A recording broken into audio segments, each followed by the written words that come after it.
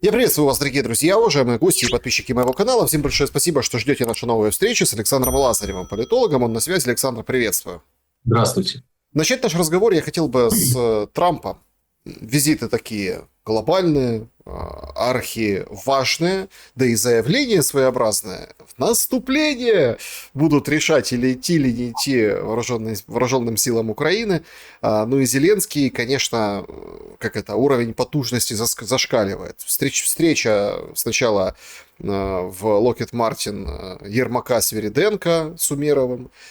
Сегодня тоже какие-то с оружейниками совещания. Смотрели на установку, которая томагавки будет запускать. Ну и так достаточно спокойно на это все реагирует российская сторона. В Украине, конечно, поднимают градус и говорят, что вот эти события способны прям перебить вернувшиеся графики отключений электричества, другие проблемы социальные и даже там нападение банд третьей штурмовой в Тернополе, которое вчера произошло. Если брать Америку, как вы оцениваете происходящее и, собственно, чего ждать от Трампа? Принятие на себя, что это все теперь война, в которой участвует Америка? Не, ну а зачем же опрокинули Дональда Фредовича по Нобелевской премии? Надо было все-таки выдать. Может быть, как-то история по-другому пошла бы. А если серьезно, то, во-первых, Трамп не будет ввязываться в эти все процессы.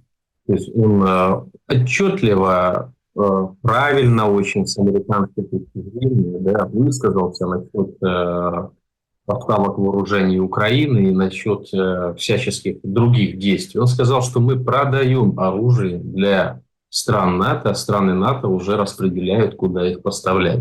Поэтому напрямую американцы ввязываться в это не будут. Что бы там ни заявляли, он будет и дальше двигаться в риторике, да, подталкивания потужного на контрнаступ, на поход на Москву, то есть на рассказы о том, что вот, дескать, вы же очень сильные, что вам там надо, европейцы и НАТО вам выделить, идите дальше.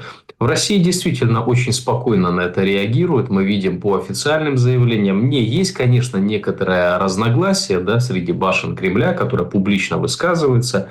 В основном они основываются вокруг встречи в Анкоридже Трампа и Путина. То есть, как бы об этом речь идет. Да? Мы слышали там и МИД, вот, и Дмитриев, и Песков. Ну, собственно говоря, в итоге последнее слово все равно было за Владимиром Путиным. Он высказался и сказал, что все актуально, и встреча, и договоренности до сих пор живы. Я уверен, как и раньше, буду настаивать на том, что договоренности между США и Российской Федерацией по многим другим вопросам, да, они решаются, они перспективные, работа ведется, это выгодно обеим странам. И Украина является проблемой, именно проблемой для Соединенных Штатов Америки, из которой они хотят выйти. В данном случае речь идет об администрации Дональда Трампа. И они выходят из нее. Вы же посмотрите, прямых поставок нет.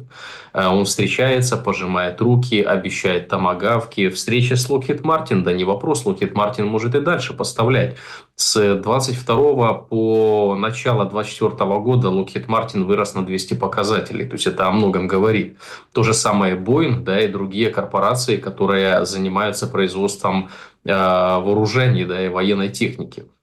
Собственно говоря, эти корпорации дальше будут зарабатывать. Но они не будут зарабатывать напрямую с американского бюджета. Они будут зарабатывать с европейских бюджетов. И это самое важное сейчас для США. То есть Америка полностью может говорить для России: вот смотрите, мы напрямую в процессе не участвуем.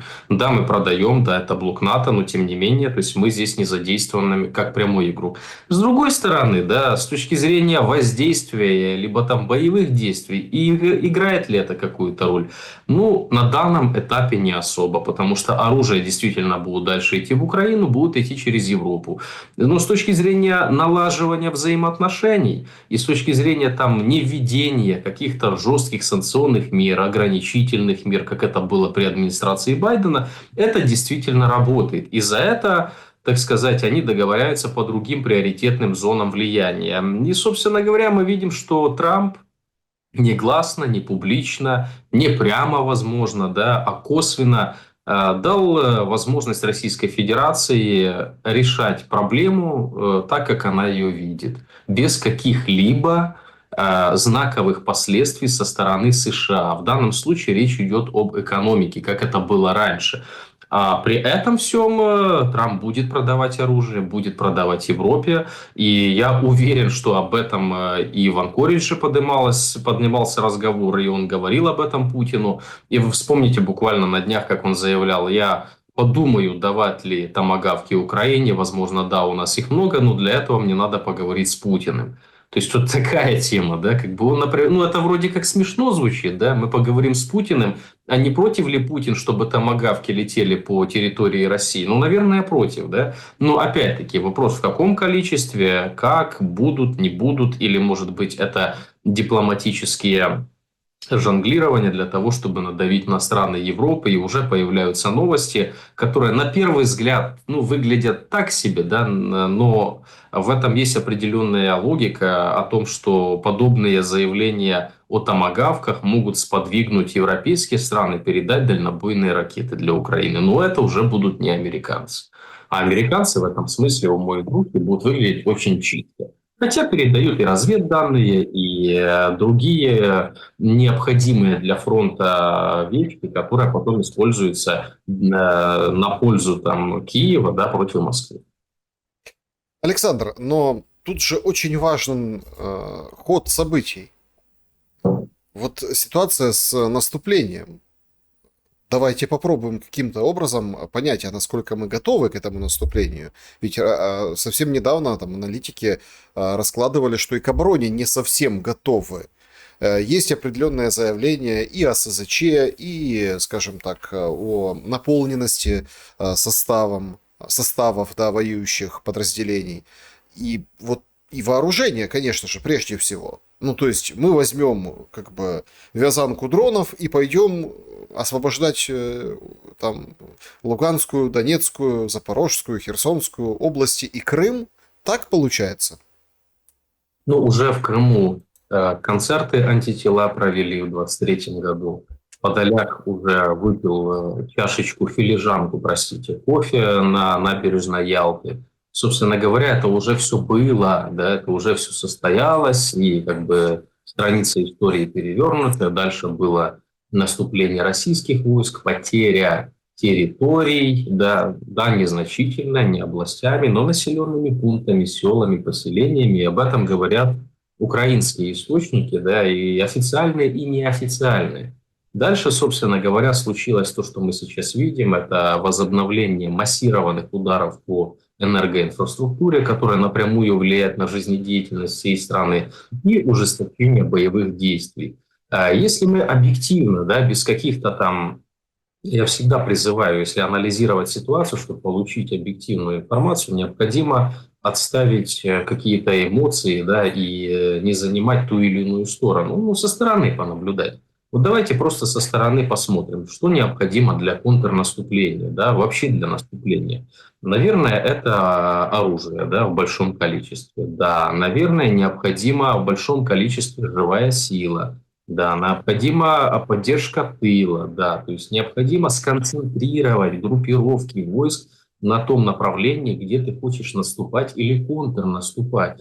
И при наступлении у тебя группировки войск в количественном показателе должны превышать группировки войск противника. В данном случае объективно, нравится это кому-то или не нравится, есть ли возможность у вооруженных сил Украины провести контрнаступление хоть на каком-то направлении. Я не говорю где-то в каком-то селе продвинуться там на 2-3 улицы вперед, либо же село взять под контроль. Это да. То есть если о таком контрнаступлении речь, да, 10 километров вперед, 10 километров назад, то, конечно, качели подобные могут устраиваться. Но реальное контрнаступление с какой-то целью, с какой-то задачей стратегического, либо хотя бы тактического характера, нету ресурсной базы, нету потенциала для этого.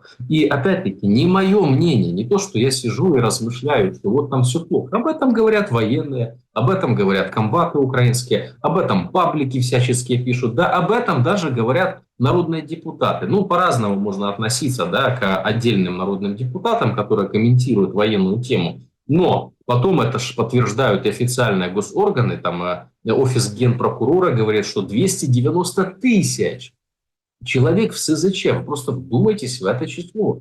То есть практически 300 тысяч человек ушло и не возвращается в вооруженные силы Украины. Да? План мобилизации проваливается. Вот смотрим выступления, опять-таки, там, комбатов, да, и, ну, пусть даже барбершопных, да, не суть дела. Но они говорят, что военкомы отлавливают бездомных, привозят там больных людей всяческими заболеваниями. То есть мы видим, что военкомы выполняют план. Вот им нужно поймать столько-то. За это они получат столько-то денег. Да? Там за каждого приведи с собой друга. Это как, условно говоря, пирамида МММ, только, увы, кровавая и человеконенавистническая. Но они выполняют этот план, потому что план поставлен. Но потом, когда в центре распределения привозят этих людей, которых они мобилизовали, я уверен, там командиры, да, средние руки за голову берутся, потому что и люди с ограниченными способностями, и со здоровьем плохо, и бездомные, и еще какие-то. Ну, так себе штурмовики, ну, объективно, да. И при таких раскладах, вот, при таких обстоятельствах,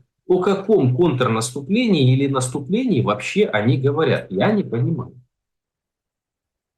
Понимаете, как бы тут же какая вот идет история?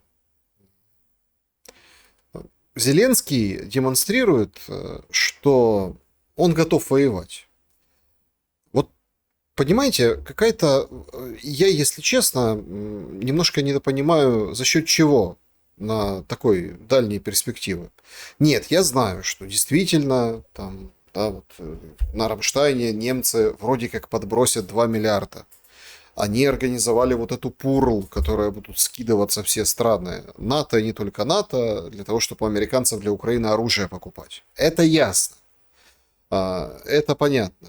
Да, репарационный кредит, может быть, к весне 26 года какой-то вызреет, что, мол, когда Россия откажется от войны, проиграет, будет выплачивать, и за счет этого будут погашаться вот эти займы от Европы.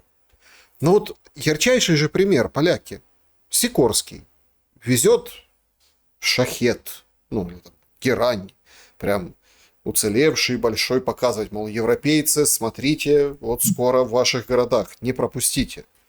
Нет, это, конечно, здорово, что есть, собственно, у него такая возможность. Я сразу всегда вспоминаю Петра Порошенко, который привозил кусок автобуса, который поразили обстрелом в Волновахе. Вот это дверь волновахского автобуса.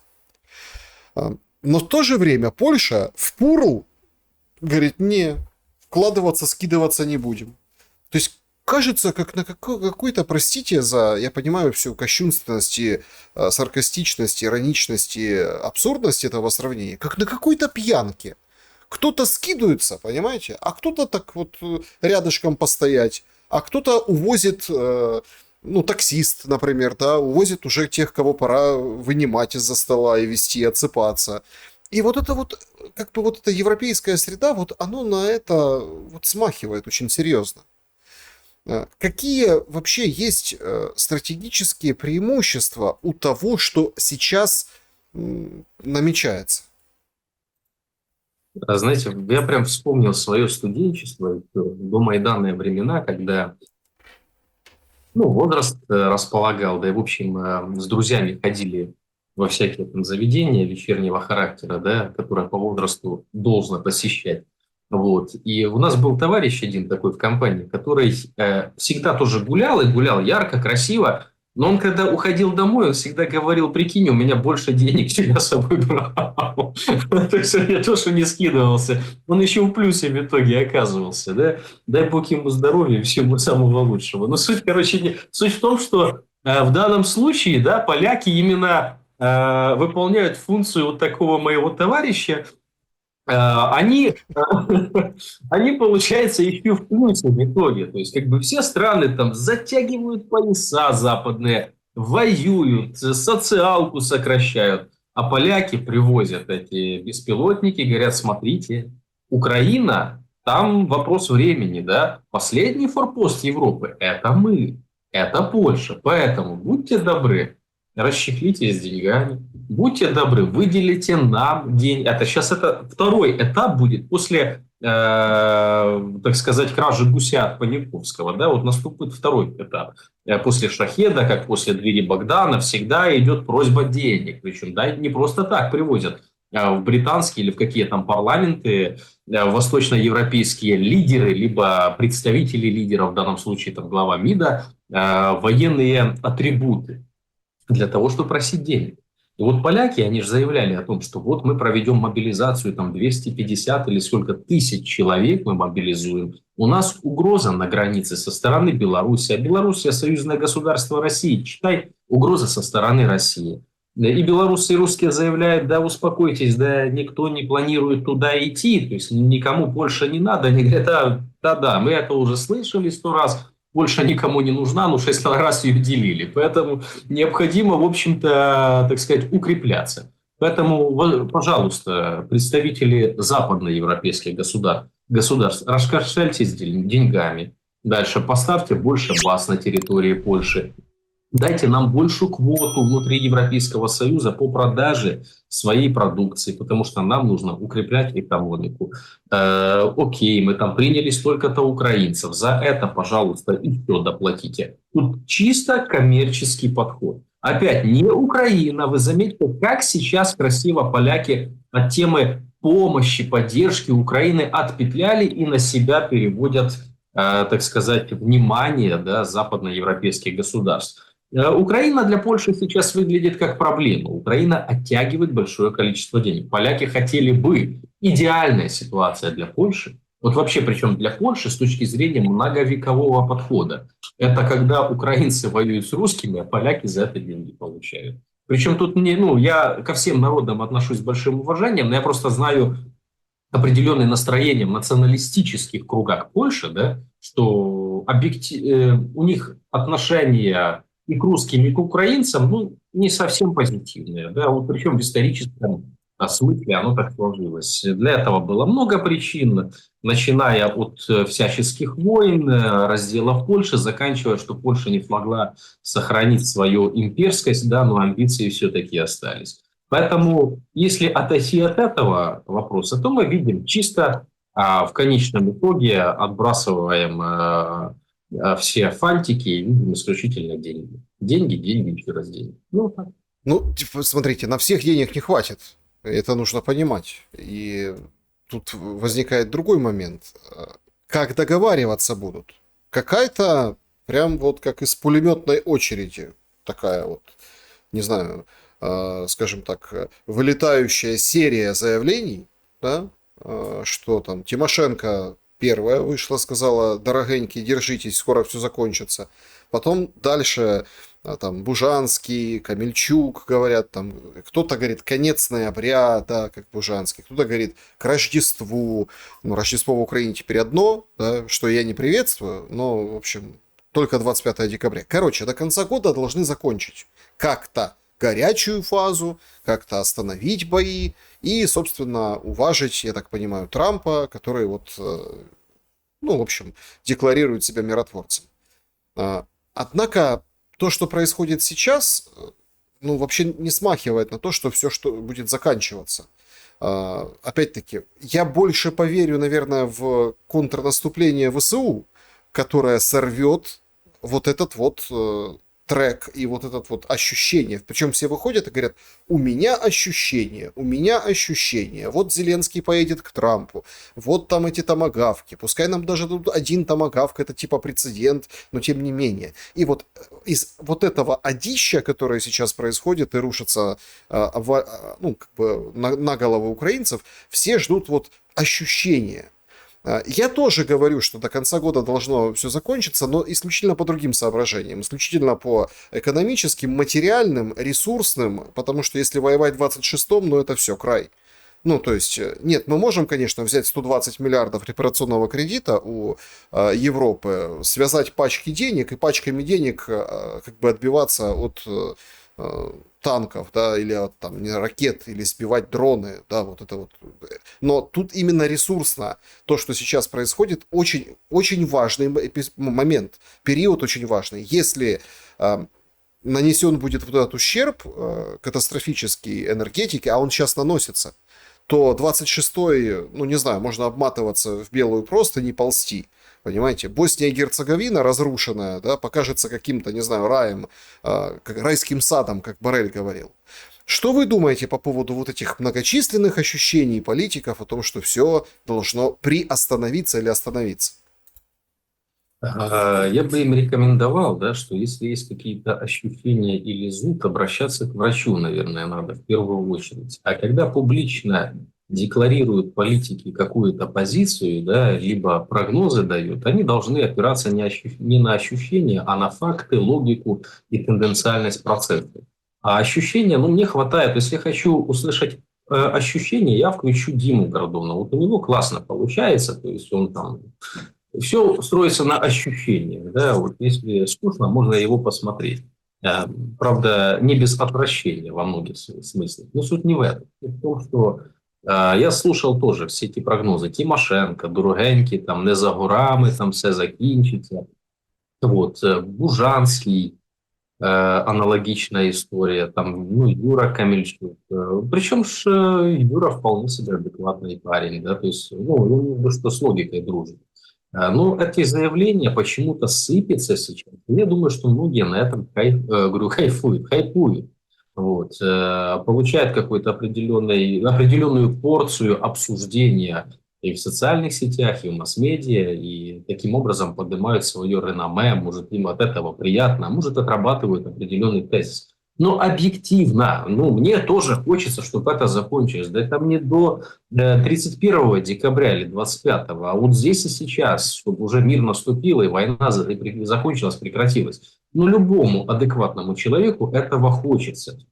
Но для того, чтобы война закончилась, ну, тут недостаточно хотелки, да, граждан, либо там даже политических граждан, как мы там, да. Для этого должны сложиться обстоятельства. Ведь война идет на многоуровневый, то есть это процесс многоуровневый. Есть локальный процесс, конкретно боевые действия между Россией и Украиной на территории Украины, да, потеря Украины людей, потеря территорий, да, там и прочее. Это локальный уровень. Со всей проблематикой. Там такие территории интересны одной стороне. Другая сторона говорит, нет, нам интересны те территории, которые потеряли. А давайте что-то... Это все локальный уровень.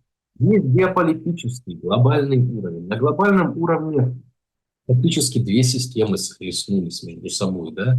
В данном случае там Россия, там и глобалистская Европа, которая поднялась. Сейчас Америка просто, она другую позицию заняла. До этого Штаты были. То есть это геополитические разборки уже. Да, Украина плацдарм. Украина воюет. Многие страны, западные корпорации зарабатывают деньги. И вот давайте вот к ощущениям. А какие должны быть ощущения у Lockheed Martin, Boeing, Rheinmetall, да, Vanguard, не знаю, BlackRock и других корпораций, миллиардных корпораций, чтобы они перестали зарабатывать эти деньги? То есть на войне, потому что, ну, действительно, если кто-то мне не верит, пусть откроют. Это открытые данные, в интернете посмотрят, какие показатели были до боевых действий, какие стали после боевых действий. Что должно произойти, чтобы эти корпорации сказали, не, мы, ну все, мы не хотим.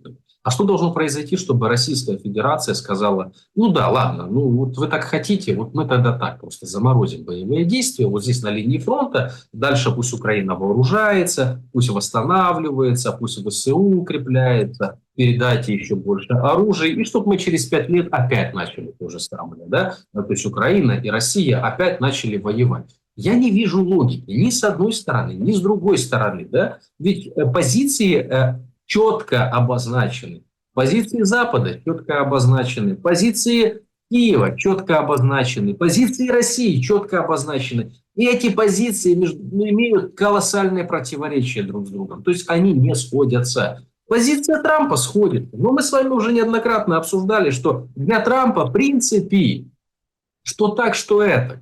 Он выходит из кризиса, дальше с Россией свои дела решает. Дальше готовится к кризису в Азиатско-Тихоокеанском регионе до 2027 года, прогнозируют западные аналитики. Вот. А то, что будет в Украине, ну слушайте, вот вам Европа. Если у вас еще экономика как-то держится на плаву, ну давайте впрягайтесь. Европейская экономика на каком плаву держится, мы видим, да, вот Германия яркий тому пример. Но выгодно ли это для США, чтобы Европа еще больше впряглась в конфликт? Ну, конечно, выгодно, потому что они конкуренцию потом не смогут выдержать на межгосударственном экономическом уровне. То есть это очень важный такой момент, который он работает именно в пользу бизнеса США. Поэтому говорить о том, что у кого-то какие-то ощущения, что война должна закончиться, я бы не стал. Надо ли заканчивать с точки зрения Украины, не Зеленского, потому что Зеленский и Украина разные вещи.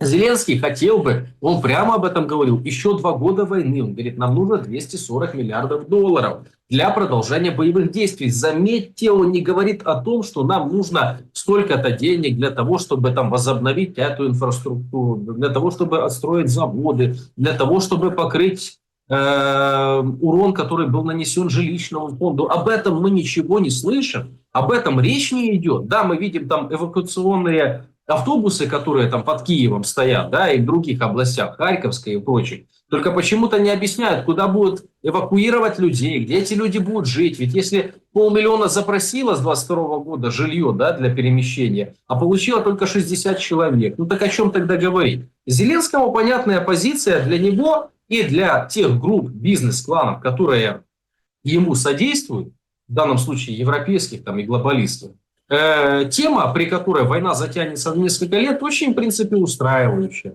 А дальше будут решать по мере поступления. А для Украины вы правильно сказали, что дальше все. Потому что уже блэкауты по городам, уже энергоинфраструктура выбивается, и восстановить ее не получится. Ну, либо менять полностью, да, нужно будет, либо какая-то часть только сохранится. То есть на всю инфраструктуру государственную ее не хватит, и коммунальную в том числе, то есть комплекс вопросов. Дальше то же самое там с железной дорогой, с этими поездами. И тут по списку можно идти дальше. Вопрос запаса прочности. И в Украине этот запас прочности не на годы, а на месяцы. Поэтому для Украины, для народа Украины войну нужно заканчивать. Для политиков нет, она выгодна. Один аспект нефтяной, важный. Трамп говорит, Моди пообещал, что Индия не будет покупать российскую нефть. А потом в правительстве Индии дали комментарий, что, ребята, как бы, это все хорошо, ваше заявление, но Индия будет обеспечивать потребности своих ну, контрагентов, то есть тех, кто покупает продукцию. Поэтому вот так очень дипломатично, мягко Трамп был послан вслед за русским кораблем. Но не тем, которые сбили, которые утопили на дне Черного моря, а те, которые там бороздят просторы морей танкерного флота. Странная история. На Китай тоже наезжает Трамп. Понятно, зачем он это делает. Будет встреча Трампа и Си, но Китай тоже дает ответ по поводу закупок российской нефти. Ну, достаточно четкий, понятный и жесткий, да, что это наша энергобезопасность, отстаньте. То есть, в общем, как не подойдет Трамп к этой теме, так сразу становится очевидно, вот проигрывается этот же сценарий, что условно громкие заявления, накат, откат, наезд, отъезд, а по сути ничего не видим. Что вы думаете по поводу санкций из ада для России с перекрытой полностью нефтянкой, наезда на Китай из-за России, что тоже как бы использует Трамп в преддверии встреч, и, понятно, вот эти пошлины, тарифы и так далее. Насколько это политика и насколько Зеленский тут может помочь Трампу, да, вот помочь. Потому что, ну, где еще найдешь такого, да, чтобы взять и сказать, вот вы там воюете, а вы, китайцы, помогаете. Буданов вышел недавно, вчера буквально, вообще потрясающую вещь заявил. Говорит, мы бы вышли к границам 91 года, победили бы Россию. КНДР, Ким Чен Ын не дал, так сказать. Ну и, понятно, союзники помогают России, и, в общем, корейцы не дали.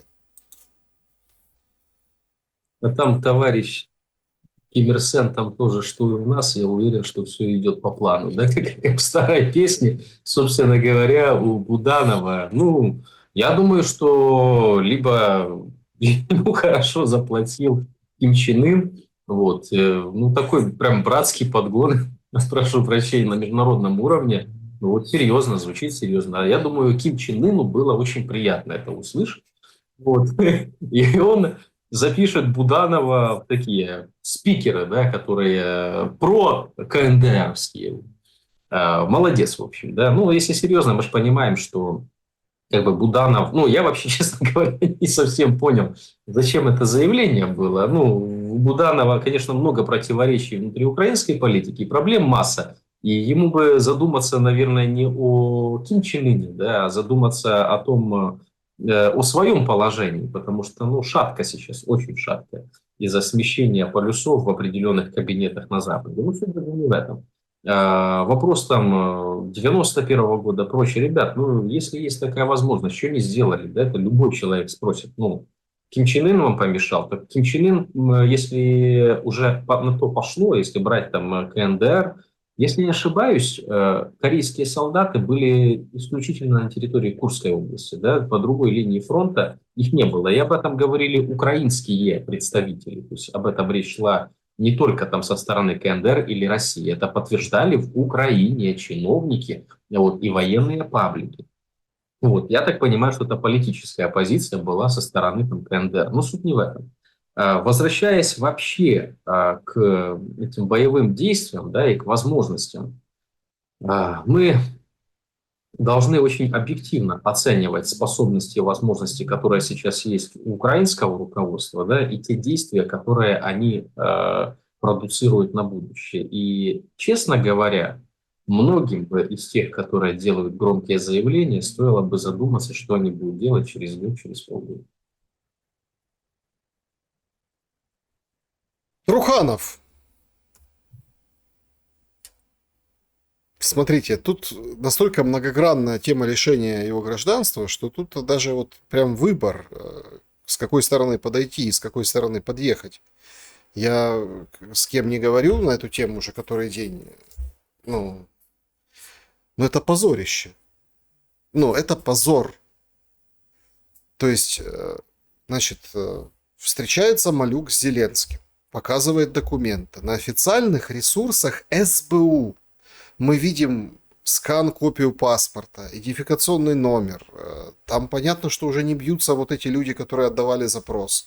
Понятно, что там много шероховатостей. Но чтобы идентификационный номер, который показали, не существовал в российской базе, ну, вообще таких номеров, чтобы по этому паспорту с этой серией и номером биометрическому заграничному ездила из Новосибирска Татьяна, чтобы по тем другим паспортам, которые фигурируют в деле там 2009 года, ну, я так понимаю, обычным российским, чтобы брали микрозаймы где-то в глубинке России. Это все рассказывает Христогрозев, да, вот это абсолютно его не заподозрить ну, в пророссийскости или каком-то там, не знаю, желании свергнуть Зеленского или что-то в этом духе. Нет, это абсолютно глобалистский проект с хорошими связями с Британией.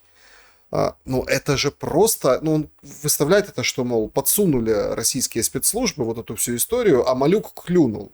Ну, то есть Малюк, герой Украины, приходит с этим к Зеленскому, тот говорит, давай, и говорит, все. И попадаются... И сейчас вот такая передряга, что вообще бог весть, что с этой Одессой будет дальше. Там новость сегодняшнего дня о том, что назначил себя секретарь горсовета от «Слуги народа», да, в Одессе мэром. А тут Лысак на подходе с военно-гражданской администрацией. Как-то налетели на эту Одессу. Слушайте, никого, всем все, в принципе, было плюс-минус понятно. Труханов кивал гривой националистам. При Труханове в последнее время организовались вот эти вот жен-отряды с флагами, которые распивали шампанское, когда узнали, что лишил Зеленский его гражданства. Что происходит? И как выходить, как сохранить лицо во время этого позорища? Ведь по большому-то счету это же позор, который лег на всю страну, а не только там на Зеленского, СБУ, Труханова, теток. Да, честно говоря, жалко Одессу. Для меня это самый-самый лучший город, который вообще существует на планете. Я его очень люблю. По духу, по культуре, по расположению, по архитектуре. Ну, прям прекрасный город, и люди там одни из лучших, которые проживают вообще, я бы сказал бы, по всему миру. А действительно молодцы.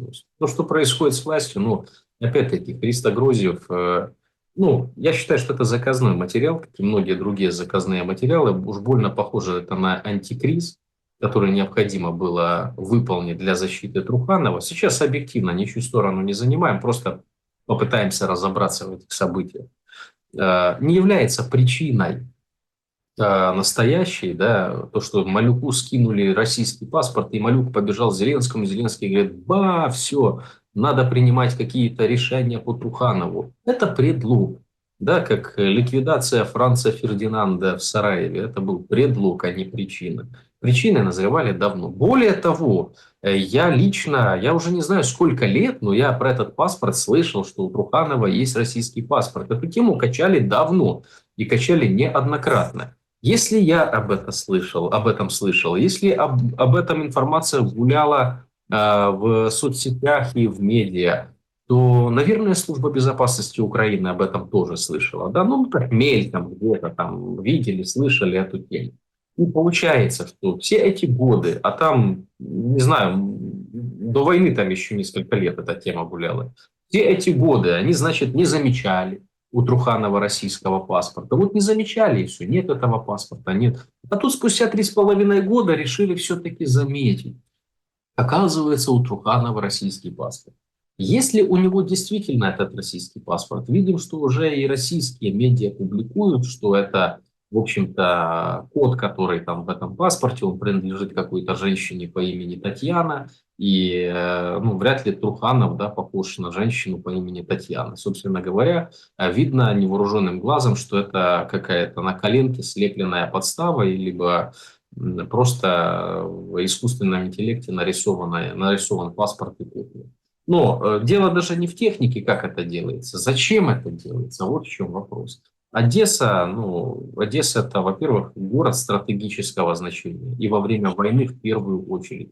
Стратегического значения этот город не только для Зеленского, его окружения, которое видит в нем золотую жилу. Одесский порт, контрабанда, неподконтрольная контрабанда, большие деньги, которые там идут. Вот. Они видят еще это видят и в Британии. То есть Украина Британии нужна поскольку, пока есть выход к Черному морю. То есть британцы еще до войны выстраивали ось Лондон-Анкара, в котором Одесский порт был одной из основных, да, территорий кооперации в этой стратегии. Поэтому и британцы заинтересованы. Но Труханов уж больно автономный мэр. И это правда. То есть он при власти, если не ошибаюсь, с 2014 года в Одессе находится, имел неплохой уровень поддержки, немалый уровень поддержки. Соответственно, оброс там и связями, и бизнесом, и контролировал многие процессы в этом городе. Да, собственно говоря, не только в городе, но и в области. И я, в принципе, понимаю, почему 3,5 года, наверное, Зеленский, ну, его не трогал. Я думаю, что был какой-то консенсус и какая-то договоренность на момент начала боевых действий с мэрами юго-восточных крупных городов, что, дескать, вот Зеленский им обещает свободу действий, неприкосновенность, да, а они там не сдают города, они переходят там на сторону России и держат оборону. Я думаю, что подобная договоренность была. Но все же имеет свое начало и все имеет свой конец.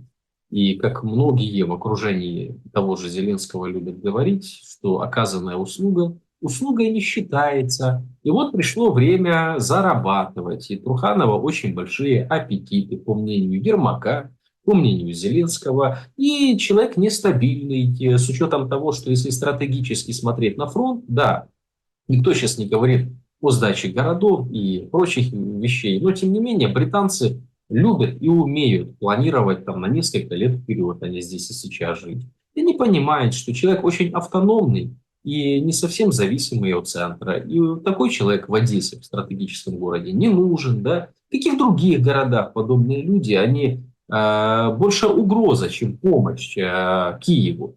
Поэтому началась вот эта кампания, поэтому снимают Труханова. Не из-за того, что у него российский паспорт, Как защищается Труханов? Ну, защищается, говорит, что он там против России, что он на обмен не планирует, он против России. Столько всего сделал, что ему там, ну, себя не сохранить, если его обменяют, да.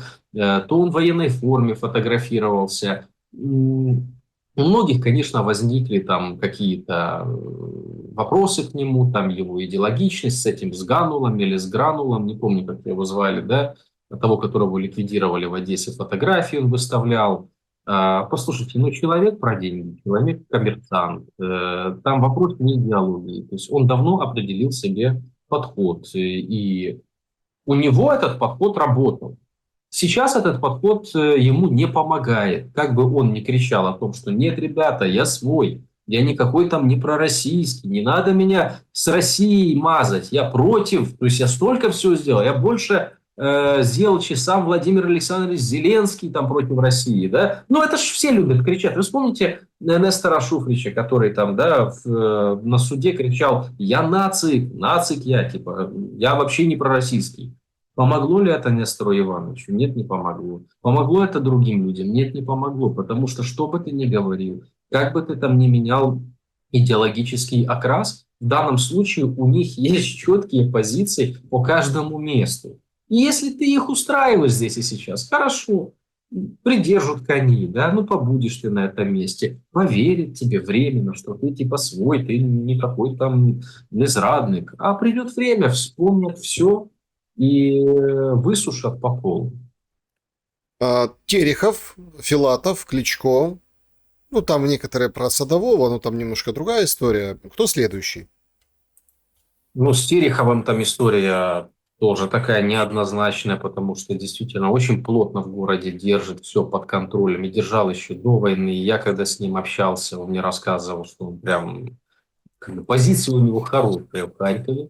Вот. Вопрос там уровня поддержки был, потому что все-таки он тогда пришел после Геннадия Адольфовича, да, и, в общем, не совсем на большой волне поддержки, но харизматичный лидер. И сейчас он занял тоже такую позицию, как и Труханова, полностью проукраинскую, полностью процентральную, и он все делал для того, чтобы не вступать в противоречия. Ну, в начале войны много слухов ходило, я их озвучивать не хочу, да, не хочу помогать там определенным людям, чтобы совершали то, что они планируют. Но, тем не менее, к нему у центральной власти тоже есть достаточное количество вопросов, есть определенный компромат. И я бы считал, что Харьков тоже город, который практически прифронтовой. Ну, причем он больше прифронтовой, чем Одесса, потому что бои ведутся в Купянске, от Купянска до Харькова сколько там, 100 с чем-то километров, да. В общем, Харьков ближе к линии фронта, чем Одесса. Вот. И угрозы для Терехова тоже присутствуют. Присутствуют, потому что, как ни крути, как бы он там не показывал свою лояльность Зеленскому, тоже мэр является автономным. Касательно Кличко, ну там уже там заруба, она была всегда, и она длится с 2019 года, потому что политический оппонент, да, ну не идеологический, именно политический оппонент держит столицу, а в столице все политические процессы проходят. То есть в столице все органы власти, то есть это главный город государства, ну во всех странах так, а тут получается, что а-ля оппозиция и в горсовете имеет большинство, да, там Удар и европейская солидарность, и Кличко, как бы не совсем позитивный герой Зеленского. И, в общем-то, его заявление он не боится, потому что имеет поддержку на Западе, и ему позволяли это делать. И даже сейчас, вот, когда Зеленский обвинил Кличко в том, что были нанесены удары по энергообъектам Киева, что звучало тоже абсурдно, потому что ну, как бы сам разбирался в этом вопросе и спрашивал у людей, понимающих, знающих, каким боком к ПВО мэр города, да, то есть это не его парафия, не его зона влияния и ответственности, ну, не в защиту Кличка. Кличко потом публично выступил и сказал: ну, тогда обвините меня, что по всей Украине по энергообъектам наносятся удары. Кличко какой же в горле стоит Зеленскому? Вот тут, конечно, не прикопаешься, как, например, к Терехову, либо Труханову, да, либо там другим мэрам, что вот ты там пророссийский. Ну, он и участник Майдана, и он более ультранационалистический, чем сам Зеленский, то есть у него и позиция такая была, и декларировалась эта позиция, и на этом уровне он избирался, то есть как бы здесь тяжело ему пророссийскость какую-то приписать. Его будут качать, я думаю, по каким-то коррупционным вещам, по вот этим схемам. То есть там подход будет другой работать. Еще один мэр – это Садовой, который тоже является довольно-таки, ну, не просто автономным, он там вообще местный царь-батюшка, да, и хозяин всея Львова с какого, 2004 года. Ну, то есть он при власти уже больше 20 лет. Ну, представляете себе. Что делал Зеленский в 2004 году, когда мэром Львова уже был Садовой? То есть об этом даже вопрос. КВН играл. Ну вот, в КВН играл, в Москву ездил, а тот Львив тримав. Понимаете, Ли, в чем-то вопрос. Собственно говоря, вот эти прослушки у него в кабинете, которые находят, я думаю, это тоже не случайность. Началась массовая работа. Они понимают, что время ограничено, я имею в виду центральная власть. И необходимо выжать по максимуму из всех Чтобы что? Смотрите, сейчас вот идет на самом деле, это очень важный момент. Одни говорят, что основной мотив это деньги. Деньги. Как это? Бабулечки, бабулесы. Влияние, конкретно люди, которые становятся на поток и с этого потока кормятся. Почему? Потому что кормовая база Запада уже не та. Уже не та. И даже если, например, там условно компенсируют американские поступления и вот этот USAID, как там, я вот все равно, вот, кто говорит, а что там, Шелест, ты постоянно вспоминаешь вот эту Саманту Пауэр? Да нужна на тебе 300 лет. Вован и Лексус ей позвонили. Это ключ ко всему. Это вот вообще просто ключ. Когда она говорит, что мы кэшем отдавали прямо вот в бюджет, прямо украинцам, вот это вот 1,5 миллиарда в месяц. Эти деньги надо где-то брать. Ну, где их можно брать? Только взяв под контроль потоки местного самоуправления в ключевых больших городах. Но даже не в ключевых Зеленский ведет себя своеобразным образом. Ну, например, есть какой-нибудь небольшой городишко, а там предприятие плюс-минус теплится, что-нибудь там экспортируют. Он и туда как бы жало. Зачем? Затем, чтобы там кому-то уголовные дела. Тут же, если так поднять эту всю статистику и прям задаться темой, а как Зеленский ведет себя с местным самоуправлением. Тут просто там букет на самом деле. Отстранений фиктивных, полуфиктивных, коррупционных, ну чуть ли там не физических, то есть, да. Смотрите, то есть это деньги. А вторые аналитики говорят, нет, это выборы. Это выборы, потому что вот эти все, то, что мы с вами обсуждали, там вот эти все пробросы о том, что сейчас до конца года все закончится, сейчас к Рождеству, конец ноября, вот как-то горячая фаза, а когда горячая фаза утихнет, ну, условно, на какой-то там длинный срок, условно, перемирие на 3 месяца. Так вот же вам 3 месяца, давайте в скором порядке, быстренько-быстренько, и выборы организуем. И нужно будет Зеленскому переизбираться. А чтобы переизбраться, нужен админресурс в больших городах, потому что именно большие города, как центры притяжения, как там не, опять, как вот эта вот нужда и лишение не гонят вот эти эксперты, уезжайте в село, там можно печку растопить. Нет, все равно города остаются центрами притяжения людей, которые едут от войны, едут от лишений. И вот там нужен админресурс, чтобы правильно посчитали. И по барабану, как они там, одесситы, проголосуют, это все равно. Посчитают правильно, смотрите, Одессу Зеленский выиграл, Днепр выиграл, Киев выиграл, ну а там что там по населению, все остальное. Харьков выиграл, например. Ну все, и победа. Перемандат у Зеленского и война заново. Вот вы к какому из двух этих вариантов больше склоняетесь? Значит, в этом в бароне Мюнхгаузене, да, говорит, сначала намечались аресты, потом торжества, потом решили совместить. Вот я бы совместил, потому что, во-первых, разные уровни заинтересованности одних и тех же людей. Но если мы объективно посмотрим на все политические потуги и Зеленского, да и не только Зеленского во всем мире, то можно, конечно, ну, сейчас глобализирую, потом перейдем к конкретным случаям. Живем в какой системе? В капиталистической, да? Какая конечная цель взаимоотношений в этой системе? Деньги, товар, деньги плюс добавочная стоимость, то есть накопление капитала, заработок денег. И опять мы возвращаемся, что Всему голова – это деньги, то есть это большие деньги. Если кто-то не хочет денег, условно говоря, в украинской власти действующей, то он, значит, хочет больших денег, да, не соглашается на малые. И говоря о потоках, ну, а люди правы, когда говорят о том, что это потоки. Да, это потоки. Вы представляете, сколько в месяц, далеко не ходить, районный прокурор относит к городскому прокурору? Я открою тайну. Не меньше 50 000 тысяч долларов. Не меньше. Вы представляете, какие деньги крутятся? А которые областному несет, а потом в ген, а потом с ген в ОП, а потом, собственно, главе УП, и так пошло-поехало. То есть это коррупция. Причем я сейчас не говорю, что да, я критикую Зеленского из-за что, но это же не при нем эта система родилась. Она всегда существовала, и просто если ты контролируешь все эти потоки еще и на местах, то ты зарабатываешь гораздо больше. Когда ты своих людей расставляешь, значит, делиться ни с кем не надо, с местными князьками.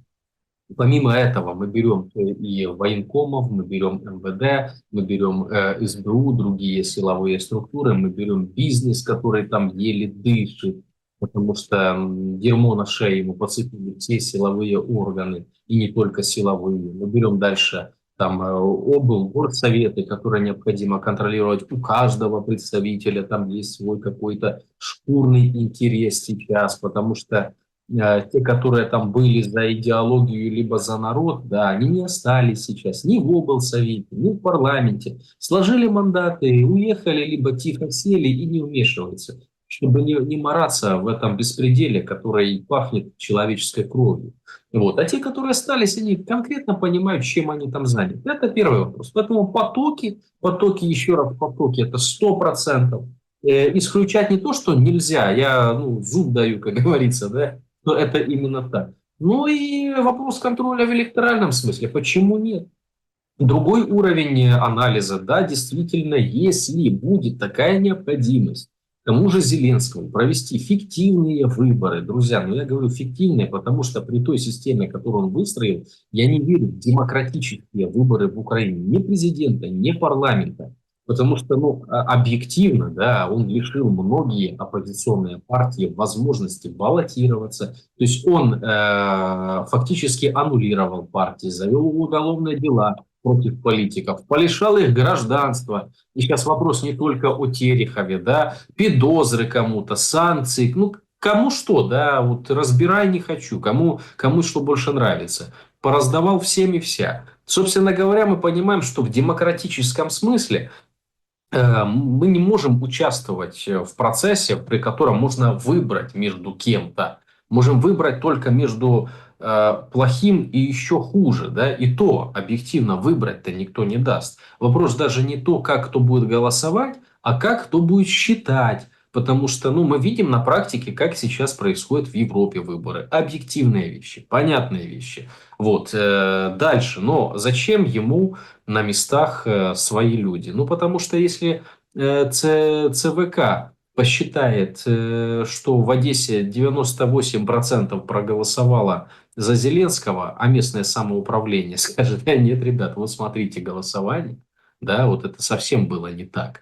А если к этому мэру подключится мэр там Харькова, Днепра, Киева, Николаева, там, да, Чернигова, Львова, да, это не важно какого города, и если будет какой-то сговор, условно говоря, мэров, я сейчас моделирую ситуацию, а это вполне возможно, потому что они тоже на местах понимают, что центр уже берегов и краев не видит, и просто давит все, что только можно давить, то они могут пойти на такой демарш. И тогда у Зеленского могут начаться большие-большие проблемы. Потому что скопом все мэры украинских городов не могут стать агентами Кремля, не могут быть гражданами Российской Федерации, да, особенно там центральные либо западные мэры. И тут, конечно, есть большая угроза. И лучше бы этих мэров снять и поставить там ручное управление военно-гражданской администрации. Лучше, чем управление военно-гражданской администрации, которая напрямую подчиняется центру, придумать нельзя сейчас. Вот просто для Зеленского лучше, я имею в виду, для людей это край.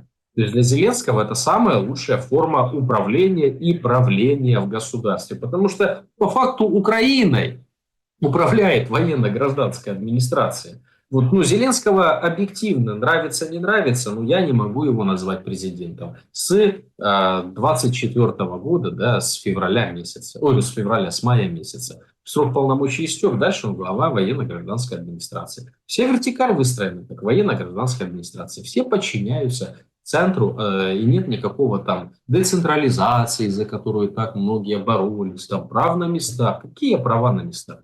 Ваша права заканчиваются, когда начинаются ваши обязанности. Вот что происходит сейчас. И я поэтому согласен, обе версии, да, обе версии мне нравятся с точки зрения логичности, но не нравятся с точки зрения реализации в нашей стране. Ну и финальный вопрос, друзья. Подпишитесь на Александра Лазарева, поставьте лайк этому видео, напишите, что думаете в комментариях. Александр, а вы материтесь? На камеру нет, но иногда грешу таким делом, да, когда очень крайне негативная ситуация.